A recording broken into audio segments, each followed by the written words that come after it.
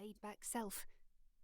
It took a lot to get Delph riled up, but though he was slow to anger, he was the best bloke to have around when you were in trouble, as I very often was. "Watch yourself, Delph," I replied, failing to keep the smile off my face at having successfully entered the Quag. "You reckon those beasts can get down here?" he said. "I reckon I don't want to wait around to find out, do I?" I shot back. I hoisted my tuck over my shoulder, and Delph did the same with his. I kept Harry Two's harness on in case we had to take to the air quickly. I had a map of the Quag that my friend Quentin Herms had secretly left for me. It was very detailed, but some things were missing. For one, it did not mention the cliff that we had just jumped from, and correspondingly, I was not prepared for the deep valley we now found ourselves in. And yet I had seen Quentin enter the Quag one night. That's really what started this whole journey for me. If he could leave Wormwood, so could I. Surely if he created the map, he must have known what lay in here. The map gave general directions, but did not provide a precise route to take through this place. I would have to figure that out on my own. Luckily, I also possessed a book, which I'd found in Quentin's cottage, that explained the sorts of creatures dwelling here. Delph said, "The map has us heading generally that way." He pointed. "Towards that blue mountain, way in the distance over there." I hesitated, and then said haltingly, I don't want to start that sort of trek at night. We need to find a safe place till first light." He looked at me like I was completely mad. "Safe place? In the Quag? Do you hear yourself, Vega Jane?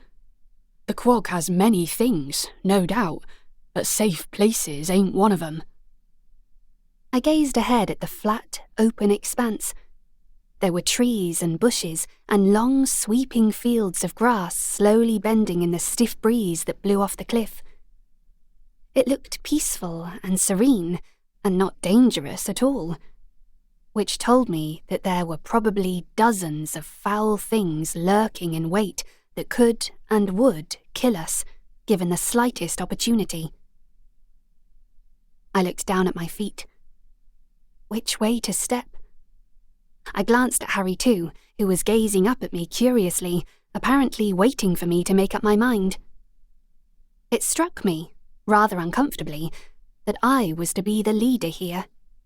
Was I up to it? I wasn't sure that I was. Far, far in the distance was a place the map called the Myconmore. It was described as a dull, dead sort of place that went on for a very long way, and which, unfortunately, there was no sure path around. The map was remarkably silent as to the exact perils that lay directly in front of us, but the book I'd taken filled in some of these details. I slipped it from the pocket of my cloak and lit a bit of candle stub to read the pages more clearly in the darkness. Delph looked nervously over my shoulder. "It's not a good idea to be lighting us up that way, Vega Jane." "You know, Delph, you can just call me Vega.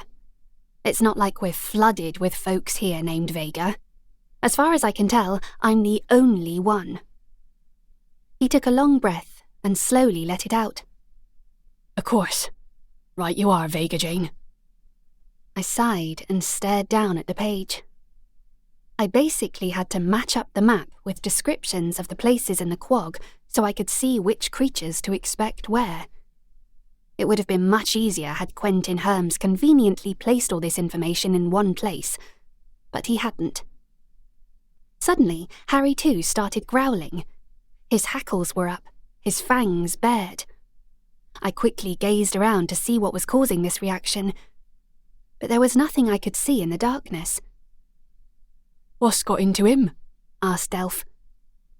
And then I noticed it. My canine was breathing heavily through his snout. He wasn't seeing the danger. He was smelling it. And in my experience, foul smells usually led